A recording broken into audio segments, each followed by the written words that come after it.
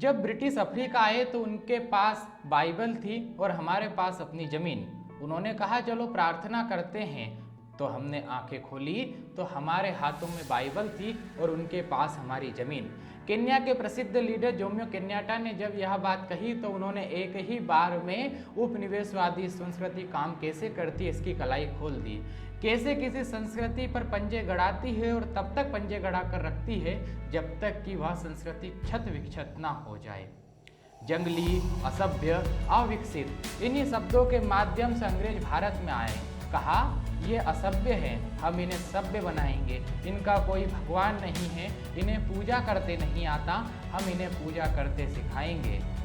East India company Bharat में व्यापार के बहाने आई और देखा कि भारत में संसाधनों की प्रचुरता है तो उसने भारत का शोषण करने की मन में ठानी और धीरे धीरे एक कंपनी ने संपूर्ण भारत को गुलाम बना लिया। जब स्वतंत्रता संग्राम की बात होती है तो 1857 के प्रथम स्वतंत्रता संग्राम की बात होती है।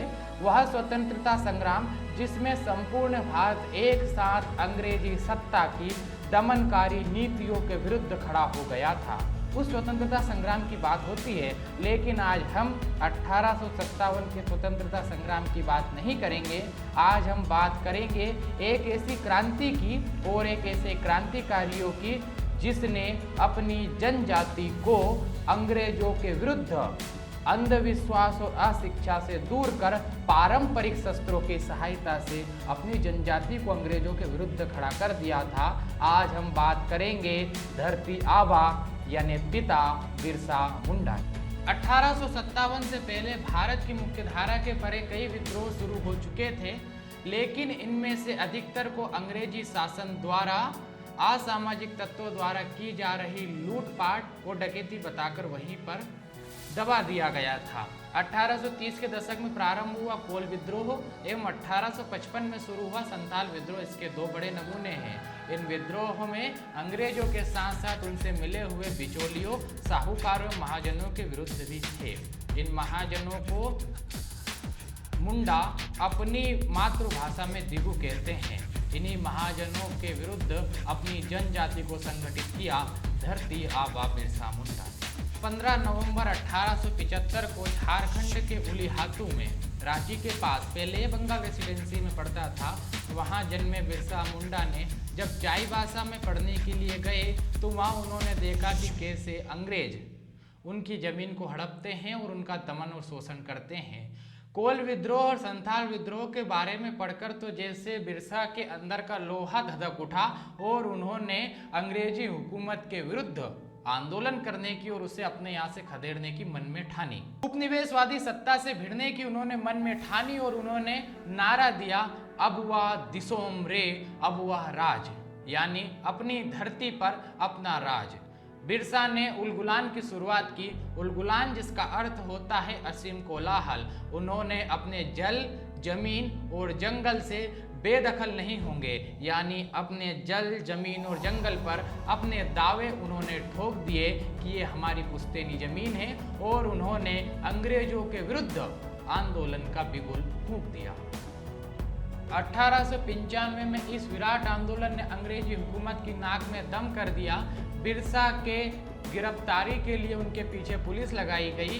बिरसा पकड़े भी गए, लेकिन जब एक बार रिहाई हुई तो बिरसा ने फिर पीछे मुड़कर नहीं देखा।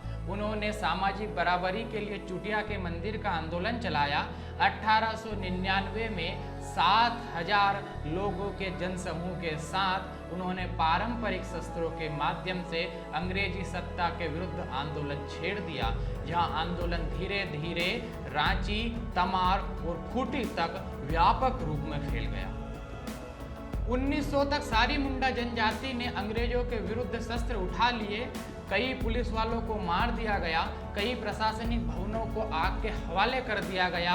अंग्रेजों ने इससे निपटने के लिए सेना भेजी, साथ ही बिरसा को पकड़ने के लिए 500 रुपये का इनाम रखा। दुमारी पहाड़ी पर जलियांवाला बाग के समकक्ष ही एक घृणित कांड हुआ। वहाँ पर कई लोगों को अंग्रेजों ने मार दिया, कई जिंदा लोगों को उन्होंने आग के हवाले कर दिया, लाशों को उन्होंने खाई से फेंक दिया। सभी तरफ क्षत विक्षत वातावरण था, लेकिन बिरसा इससे बचकर निकल गए। बिरसा शायद पकड़ भी ना आते, लेकिन उनके किसी करीबी को 500 रुपये अपने देश और समाज से अधिक लगे। घर का भेदी लंका ढाए की कहावत यहाँ पर सिद्ध हुई। बिरसा के किसी करीबी ने ही खबरची का काम किया। उसने पुलिस को बिरसा का पता बताया। 3 फरवरी 1900 को बिरसा चक्रधरपुर के पास पुलिस को पकड़ाए गए। महाश्वेता देवी अपने उपन्यास अरण्यन अधिकार यानी जंगलों के अधिकार में लिखती है, जब बिरसा पकड़ाए गए उस समय की बात में वे लिखती है। वह कहती है कि बिरसा के हाथों में हथकड़ियाँ थी, दोनों ओर 2 सिपाही थे। बिरसा के सिर पर पगड़ी थी, धोती पहने थे, बदन और पर कुछ और भी नहीं था। इसी से धूप और हवा दोनों एक साथ शरीर को छेद कर रहे थे। राह के दोनों ओर लोग खड़े थे, सभी मुंडा थे।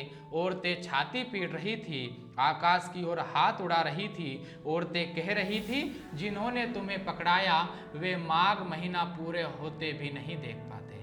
बिरसा लेकिन इस पर खपा नहीं हुआ। उन्होंने कहा, पकड़वा दिया, क्यों ना पकड़वाते। 500 रुपये गिनकर नहीं दिए क्या उन्हें डिप्टी कमिश्नर ने? 500 रुपये बहुत होते हैं। किसी भी मुंडा के पास 500 रुपये कभी नहीं हुए और ना ही होते। बिरसा सोते सोते सपना भी देखता है तो बहुत होता है। महारानी मार का 10 रुपये देख पाता है, पूरे 500 रुपये मिले हैं, क्यों ना बिरसा को पकड़वा देते। 9 जून 1900 को 25 साल की उम्र में बिरसा मुंडा की जेल में मौत हो गई। पुलिस ने कहा कि उनकी हैजे के कारण मौत हुई, लेकिन आज भी लोग कहते हैं कि पुलिस को उनका भय था। पुलिस को पता था कि इनके जीवित रहने से अंग्रेजी हुकूमत की समापन के समय शुरू हो सकता है, अंग्रेजी हुकूमत को खदेड़ दिया जाएगा। इसलिए अंग्रेजों ने उन्हें जेल में मीठा जहर खिलाकर मार दिया। हरिराम मीना बिरसा मुंडा की याद में अपनी कविता में लिखते हैं कि मैं केवल देह नहीं, मैं जंगल का पुश्तैनी दावेदार हूँ। पुश्ते और उनके दावे कभी नहीं मरते, मैं भी नहीं मर सकता। मुझे कोई भी जंगलों से बेदखल नहीं कर सकता। उलगुलान उलगुलान उलगुलान। बिरसा मुंडा का यह जीवन चरित्र सभी के लिए सीखने योग्य है। मैंने यह कहानी बहुत से वीडियो को देखकर, बहुत सी पुस्तकों को पढ़कर ली है। इस कहानी के लिए उन सभी का धन्यवाद।